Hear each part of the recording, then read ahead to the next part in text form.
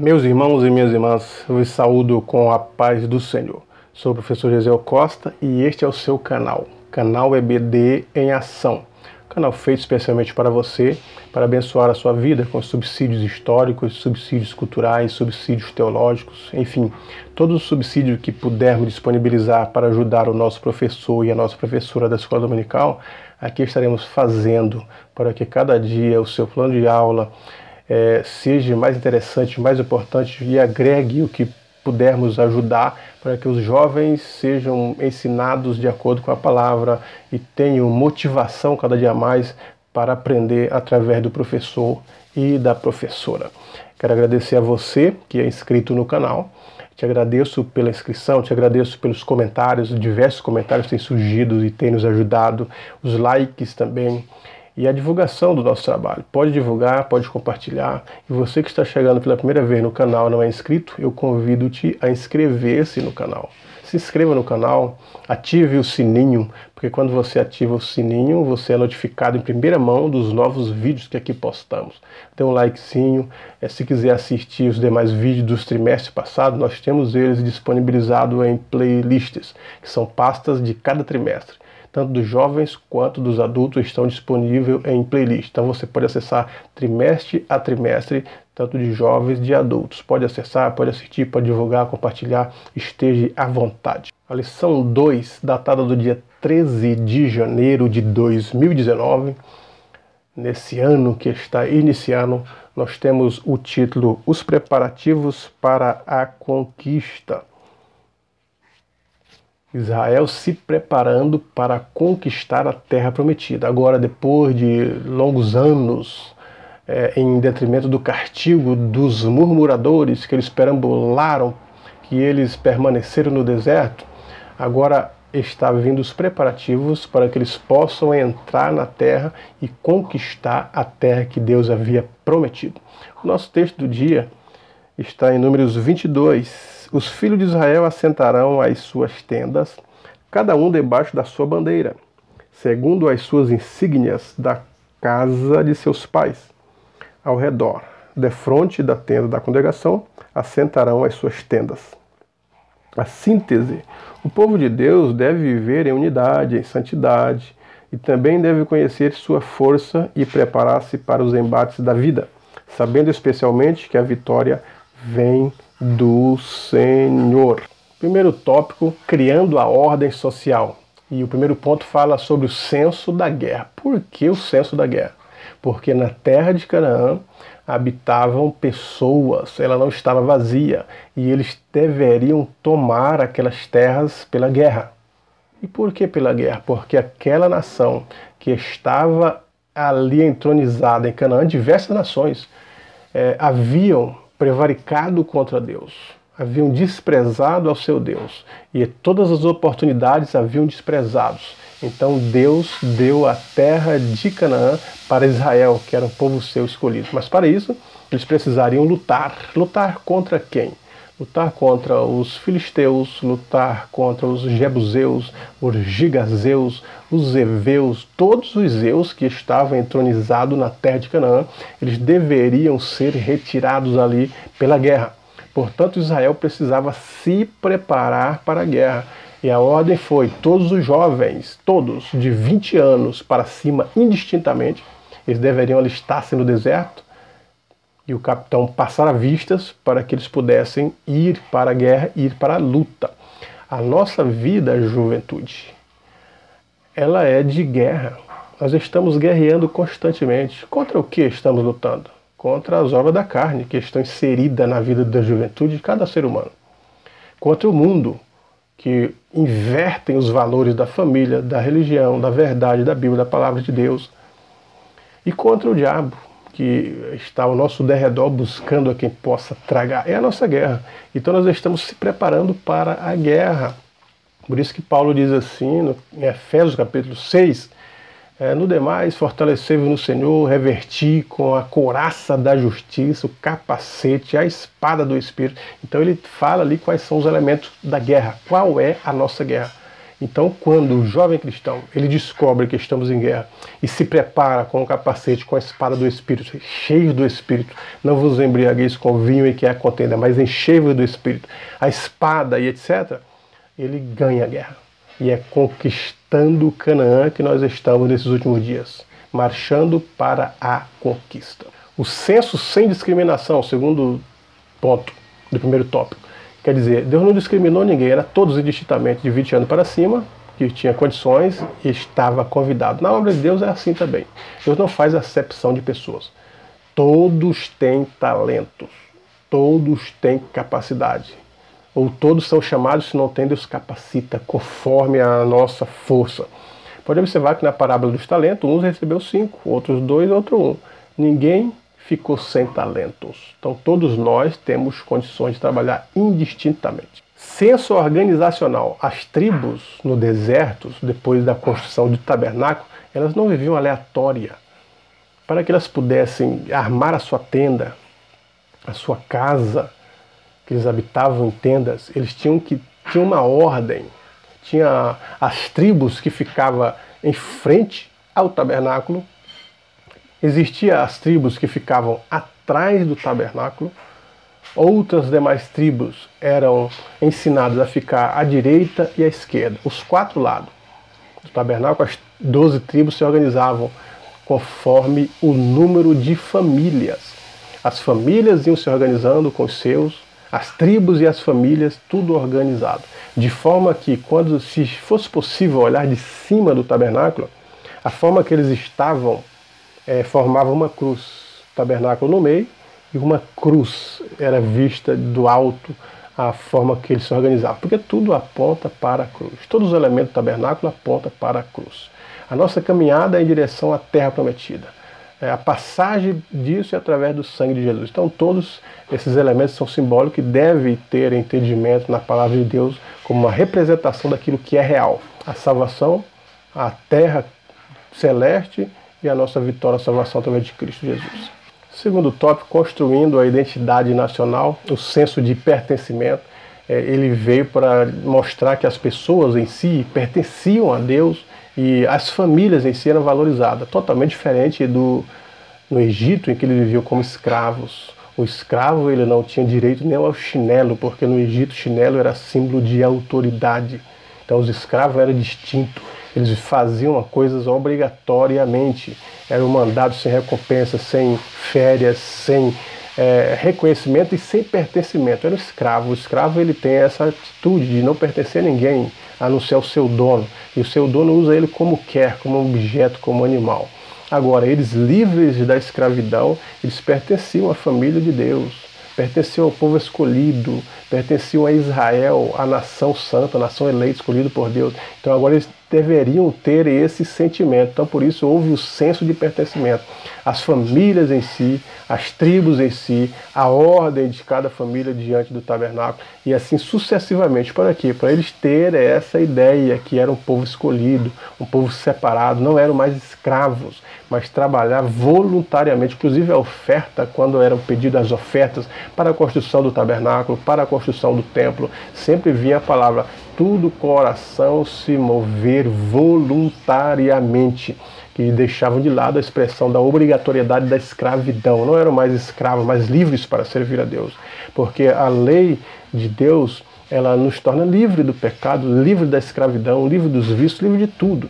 E assim também é a nossa situação atual. Os jovens não são escravos. Por que você é cristão não pode beber, não pode fumar, não pode fazer isso? É um escravo da religião? Não, senhores, nós podemos beber, podemos fumar. Não fazemos por quê? Se levar pelo alvo da saúde, o Ministério da Saúde adverte. Fumar é prejudicial à saúde, causa câncer de pulmão. Fumar é prejudicial à saúde, causa impotência sexual. E as bebidas, além de cirrose, pancreatites e outros diversos tipos, isso na medicina. Agora, se levar para o âmbito da Bíblia, melhor ainda, porque essas pessoas que tais fazem são escravas do pecado. Se tem os vícios, eles que são escravos, não é que não pode, eles não podem sair do vício.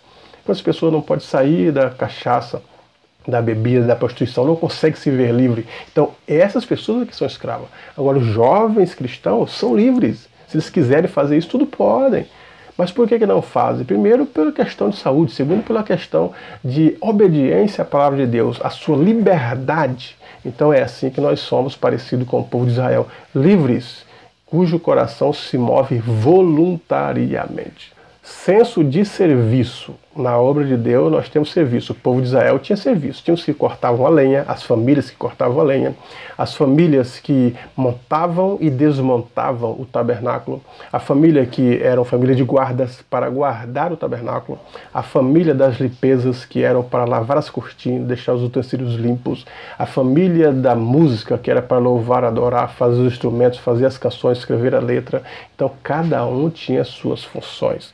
E diante dessa funcionalidade também, na igreja, cada um tem suas funções. Cada um de nós temos que desenvolver um trabalho na igreja. Até porque a Bíblia diz assim que cada um comparecerá diante o tribunal de Cristo para receber tudo quanto que tiver feito por meio do corpo, ou bem ou mal. Então nós estamos numa seara, a seara de Deus. Nós estamos num campo, os campos, o trigo já está branco. Quer dizer, nós estamos prontos, cadê os ceifeiros? São poucos. Então é nesse sentido de serviço espiritual, diaconia, cuidado. Precisamos, cada um de nós temos um serviço. Até os dons, são diversos os dons, não somente os dons espirituais, mas os dons naturais. A Bíblia fala dos dons de liderança. Aquele que lidera é um dom, é um serviço. O dom de contribuir, aqueles que gostam de contribuir, sentem prazer em contribuir, é um dom. O dom de repartir, alguém que recebe uma coisa e reparte, então é dom também. Aqueles que gostam de receber pessoas e tratá-las bem, dom da hospitalidade, isso é um dom, está na Bíblia. Então esse tipo de serviço é que nós devemos desempenhar, e isso voluntariamente, não mais como escravo. Que a juventude tem o seu papel participativo também na obra de Deus. Senão não estava escrito, eu escrevi jovem porque sois forte, já venceste o maligno. E diversas outras passagens relativas à juventude, que é a força. A igreja é composta de todas as classes, crianças, adolescentes, juvenis, jovens, adultos, terceira idade. Todos fazem parte da igreja. Os jovens fazem parte. Alguns dizem assim que os jovens são o futuro da igreja, ou a criança é o futuro da igreja. Não é verdade. Eles já são igreja do presente. Agora, no futuro próximo, estarão na liderança da igreja. Isso é verdade. Senso de reverência sacerdotal. Deus escolheu a tribo de Levi. E da tribo de Levi, que era composta de diversas famílias. Família de Gerson, família de Merari, família de Coré, família de Arão, família de Asaf. Todas as famílias tinham uma atividade da tribo de Levi. E essa tribo de Levi, elas não poderiam ir para a guerra, não poderiam plantar ou colher, criar gado, elas tinham um trabalho específico, que era trabalhar no tabernáculo. E esse censo sacerdotal, a família de Arão era a família sacerdote, para ministrar no sacerdote, ler a lei, explicar ao povo. Senso de reverência sacerdotal. Então as famílias eram compostas da tribo de Levi, ou a tribo de Levi era composta de famílias, e cada família tinha uma funcionalidade, uma função. A família de Arão era a família de sacerdotes, para ministrar a lei, fazer as atitudes dentro do tabernáculo. A família de Merari, a família de Asaf, a família de Coré, todas as famílias, elas tinham uma função. Então, elas não iam para a guerra, elas não plantavam, não colhiam, não criavam gado, todavia eram respeitadas pela sociedade, pelas demais tribos que trabalhavam. E os que assim não fizeram, aconteceu como o que aconteceu com Coré, Datã e Abirão, que a terra engoliu, então o temor veio sobre eles, eles puderam respeitar aquilo que Deus escolheu, que era a família de sacerdotes, a família de Levi, ou a tribo de Levi em si, composta para isso. Então Deus escolheu, nós somos hoje os que fazemos serviços. Então há os que têm o dom de louvar, de adorar, todos nós devemos louvar e adorar. E aos que trabalham na obra, aos que evangelizam, aos que discipulam, aos que pregam, aos que ensinam, aos que visitam, todos nós temos uma disposição ou um trabalho a desempenhar no reino de Deus. Não devemos ficar de fora e nem ignorar isso, porque o galardão, isso será cobrado da igreja, os nossos serviços no tribunal de Cristo, que não é um tribunal para julgar ninguém para condenação, mas julgar as obras em relação ao reino de Deus. Terceiro tópico, cuidado da vida espiritual e a importância da tribo de Levi. Qual que era a importância da tribo de Levi? Eles eram importantes porque através deles os louvores eram entoados com toda a congregação. Através deles, as leis eram explicadas e a obediência deveria ser seguida. O sacerdote deveria sempre estar lendo e transmitindo ao povo. Através dos levitas, os sacrifícios eram oferecidos e o povo deveria oferecer sacrifício. Então, na atualidade, a importância da igreja. A Bíblia diz assim, que a igreja é um povo escolhido de Deus, um povo seu especial, zeloso de boas obras. A juventude também deve ser uma juventude seleta, não em relação ao mundo, conforme os valores da juventude mundana. Hoje é o amor livre, o pode tudo, né? A relatividade está perambulando no meio do pensamento jovem. Mas dentro da igreja, a juventude deve ter um pensamento voltado para a palavra, para a obediência, mesmo que seja voluntário, livre. Nós servimos a Deus não por obrigatoriedade, não por causa dos pais, mas sim porque temos que ter o culto racional, quer dizer, saber por que serve, saber por que é cristão. O jovem deve saber por que ele está na escola dominical, qual o objetivo. Não simplesmente eu vou porque o pai vai, a mãe foi, o avô foi, mas ter uma racionalidade perfeita, saber o que quer, o que você quer da sua vida, por que você lê a Bíblia, por que carrega a Bíblia, por que está nos domingos de manhã na Bíblia, qual o objetivo disso? Isso deve estar na sua mente bem clara para que você possa servir a Deus com inteligência e louvar a Deus com inteligência. Segundo ponto do terceiro tópico, a vida espiritual no centro. Assim como o tabernáculo ficava no centro e as tribos em volta, distribuídas conforme a sua ordem, tinha a ordem das tribos. Qual que era a ordem? Assim também, como a presença de Deus estava no meio, a arca era símbolo da presença de Deus no meio do povo, assim também no centro da nossa vida, a presença de Deus deve estar presente. Cristo disse, onde estiver dois ou três, estou eu no meio deles. Nós devemos trazer Cristo para o centro da nossa vida. O centro da nossa vida não são os estudos, não são o dinheiro, a casa, as imobiliárias, nos nossos afazeres, mas Cristo. Dentro dos nossos afazeres, dentro dos nossos estudos, dentro de todas as atividades que podemos desempenhar na sociedade, Cristo deve estar inserido em nossa vida. E aí ele é o centro. Ele é tão central que a Bíblia é o centro. Todos os livros falam de Cristo. Ele é tão central que dividiu a história antes de Cristo e depois de Cristo. Ele é o centro de tudo que esteve entre dois ladrões. É onde estiver dois ou três reunidos, estou eu no meio dele. Então Cristo é o centro. Então nós devemos, tudo que nós vamos fazer pensar em Cristo. Tem um livro antigo que eu li ainda na adolescência, chamado Em Seus Passos, O que Faria Jesus? Leia ele, eu te indico ele para você ler, para pensar e raciocinar como seria estar no centro da vontade de Jesus. E o último ponto do terceiro tópico, vivendo para servir. Assim como a tribo de Levi vivia no livro de Números para servir o povo de Israel, servia com louvores, servia com sacrifício, servia com explicações da lei, servir a Deus com adoração, servir a Deus com louvor, servir a Deus nas ofertas, no sacrifício. A nossa vida de cristão é para servir, amar o próximo para nós mesmos, e quando nós amamos o próximo para nós mesmos, nós queremos que eles vivam bem quanto nós vivamos. Então servir ao próximo, servir a Deus acima de todas as coisas, que é o maior mandamento. Então a nossa vida é serviço. Um exemplo disso é Cristo, quando ele tira a toalha, pega uma água e começa a lavar os pés do discípulo, e todo mundo ficou espantado. E ele diz, entendeu o que eu vos fiz? Ninguém entendeu. Falou, então, se eu sendo Senhor e Mestre, como vós me chamais, fiz um serviço de escravo para que vocês se sintam com os pés aliviados, através das massagens da água, imagine vocês o que deve fazer no reino de Deus para que as pessoas se sintam bem. Então ele, como mestre, não deveria fazer trabalho de escravo, porque essa era uma atitude de trabalho de escravo. Naquela ocasião, na cultura judaica, subsídios culturais, quando uma pessoa chegava de viagem, ou mesmo a passeio, porque as distâncias eram longas, e eles vinham de a pé ou a cavalo. E eles chegavam de longas caminhadas, os pés inchados. Então o dono da casa, para receber ele bem, chamava o escravo. E o escravo vinha com uma bacia de água, lavava os pés, fazia uma massagem, eles se sentiam aliviados. Era a recepcionalidade. Diferente do Ocidente, que as pessoas recebem os amigos, os irmãos, com um copo de água, com um refrigerante, com um cafezinho brasileiro. Então naquela época era essa a hospitalidade. Mas esse trabalho de receber as pessoas com água e lavar os pés era trabalho de escravo. E não era um escravo judeu, porque era humilhante. Agora Cristo fazendo esse trabalho assustou Pedro. Não, você não pode me lavar os pés. Pedro disse, eu vejo na figura dele um mestre, um senhor. Ele não deve fazer trabalho de escravo, porque o mestre e o senhor tem um destaque, ele tem a honra, as pessoas que devem servir. Por que ele está me servindo? E Cristo então explica: se eu, sendo Senhor e Mestre, fiz o trabalho de escravo para servir a vocês, imagina o que vocês devem fazer para que os outros se sintam melhor. Então é assim a nossa vida, de servir a Deus, servir ao próximo. Sempre é serviço, servir ao reino de Deus.